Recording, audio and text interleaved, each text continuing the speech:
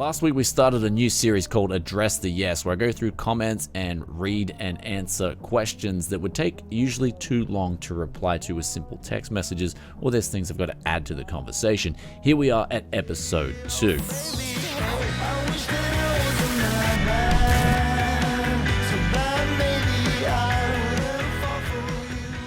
Anyway, first question we got up here is from MCG Tech. Came from last week's episode. He says, address the yes question. I was wondering if you have any recommendations for smaller, computer-focused channels, specifically on how to get discovered and set yourself apart from the crowd.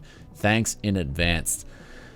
If you're in it to sort of set yourself apart from the crowd, then you may be shifting from your focus, and that your focus should be based on your passion. Make what you enjoy. If you don't enjoy making YouTube videos, then just don't make them. I got into YouTube just helping people out, and I really enjoyed it, and I wanted to show people new things, and that's what I'm doing with those used builds. Really set apart a whole new community in ways where we've got this whole used parts hustle market now. It's a lot of fun. You can join the Discord where everyone's always chatting about new sort of ways to make a best price performance PC. Got some cool content coming up with one of the viewers as well, Haru, so that'll be awesome. Stay tuned for that. But in terms of YouTube itself, if you want to get views, apparently the algorithm favors people who bring in viewers from outside of YouTube. So if you're bringing in new viewers to the platform, YouTube will then favor your videos and start ranking them higher. That's just what I've heard, because there actually is as well a team of people at YouTube that select specific videos and promote them as well. So there is favoritism going on. I just don't know really much about it. I just keep doing what I enjoy and don't try to think about it. But at the end of the day, YouTube is a business just like any other business. They're in it to make money. Next up, we got Batsy22. He asked, Daddy, what happened to the 5 PCs for underprivileged kids? Nothing's happened to them. They're sitting under my desk. And this is, I guess, in ways represents a problem that exists in 2018. And that is there's so much red tape. I've gone to different schools. I've finally got what's called a blue card in Australia, where I can now go to a school and actually give these PCs away to people. Before that, I wasn't even allowed to give them away. So now I've got the blue card, I can do that. And next week I'll be making an update video on what's going on with the progress of that. It's just funny because when I was a kid and we went to school, there'd be like outside people, say people from the farm, or some person would come into the school and they'd just give away products and stuff, and you'd be like, okay, cool, you could just use them.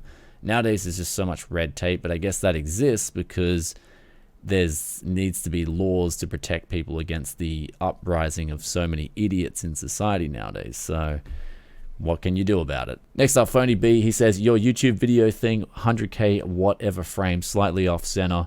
A WD40 is good shiz. I've used contact cleaner and brutally damaged components because of it. Brake cleaner is just nasty. Try some silicone spray. Used to work good back in the day, making the engine bay of the GTR 32 look good. First of all, a GTR 32, the engine bay does look really good, I do agree. In terms of using other products, I think my Tech Yes cleanse is down pat. I've never busted a product using brake cleaner or WD-40.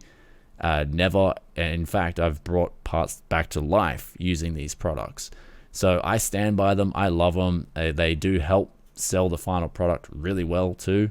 So first off, I'll start off with brake cleaner, of course, cleanse all the real dirty stuff out of there. Then after that, use the WD-40 to give it that new look shine. The Tech Yes process, it works for me, and I keep doing it. If it doesn't work for you, that's cool.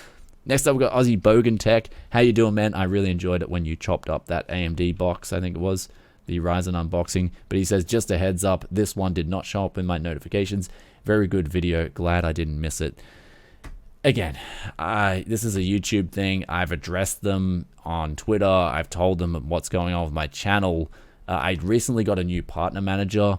The old partner manager, he did ignore quite a few of my emails, so hopefully the new partner manager can help me out and things can sort of get back to even normal.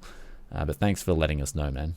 Next up, we got Ibiza Anan. Do you have to overclock Xeon CPUs to get the best performance out of them?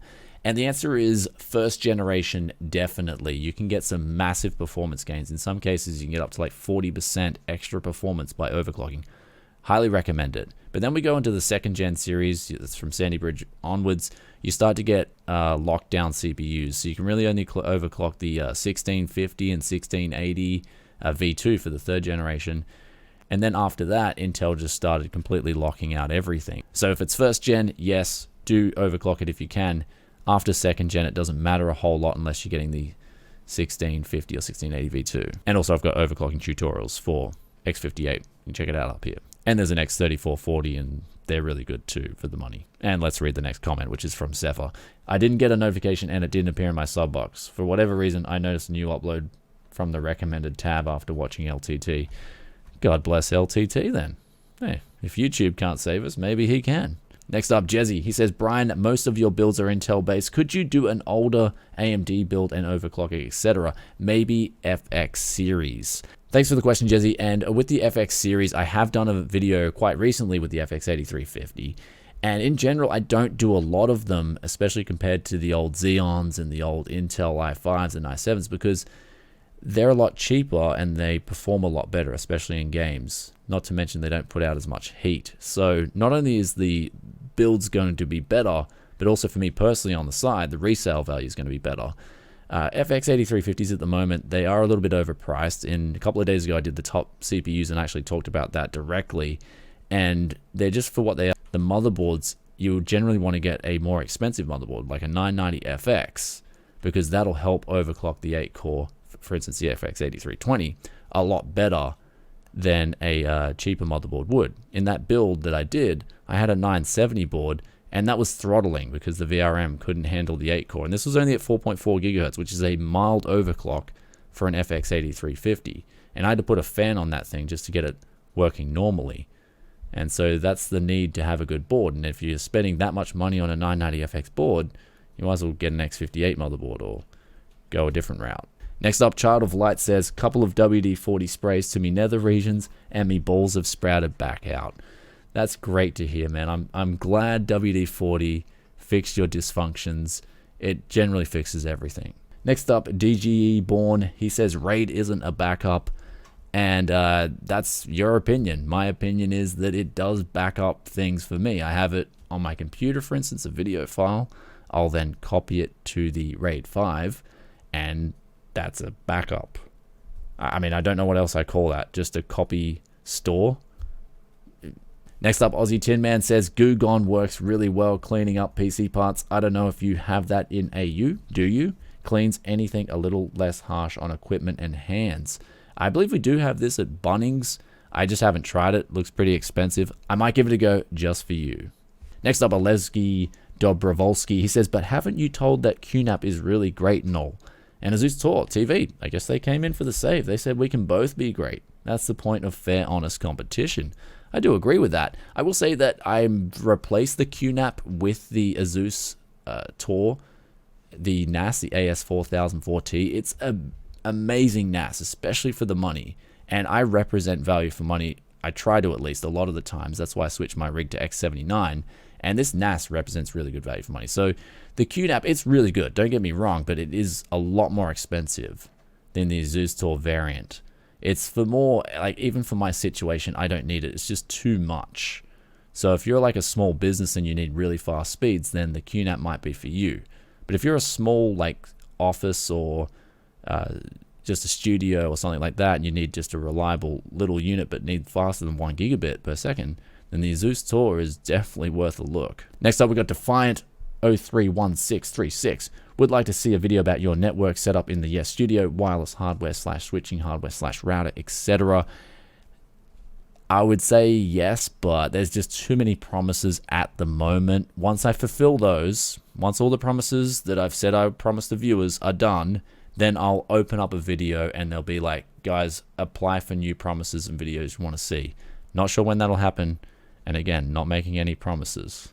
Next up now, we got Mokhtari Abdel Majid. I hope I got that right. But he asks, what kind of glasses do you put? Are they for PC use only? So now I've got reading glasses. And this came about because a sponsor contacted me.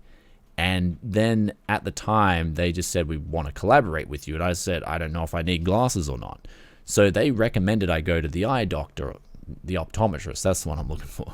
They recommended I go to the optometrist. I did. And the optometrist here locally recommended I get 0.5 prescription.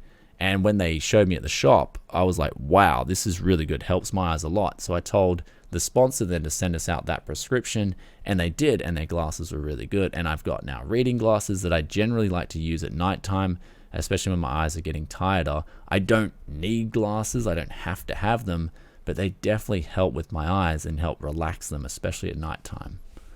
Next up, we've got Jamie Williams, and he commented last week, but he said he forgot to tell us that he's using a Noctua D14, and it's a 4790K, it's delidded, and he's used MX4 paste, and he's still getting roughly 70 degrees at 4.8 gigahertz, and he's downclocked it at 4.6, and now he's getting pretty much the same Cinebench score. So I guess that 4.8 wasn't that stable.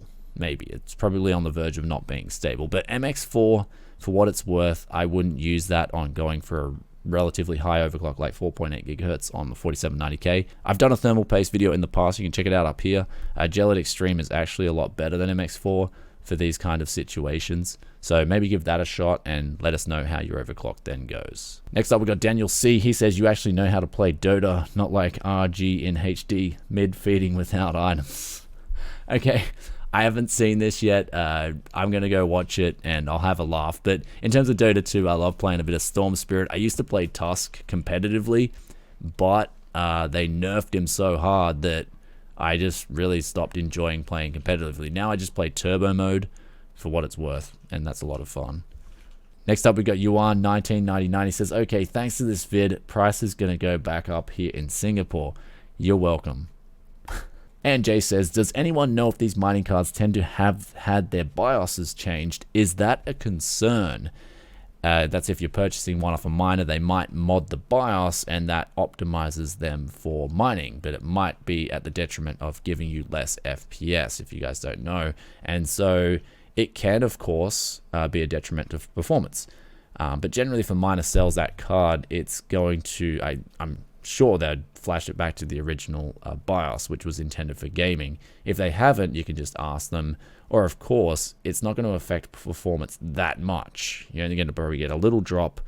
In that case, if you're getting the card for a really good deal and you don't know how to flash the BIOS, then you're still going to be better off in my opinion.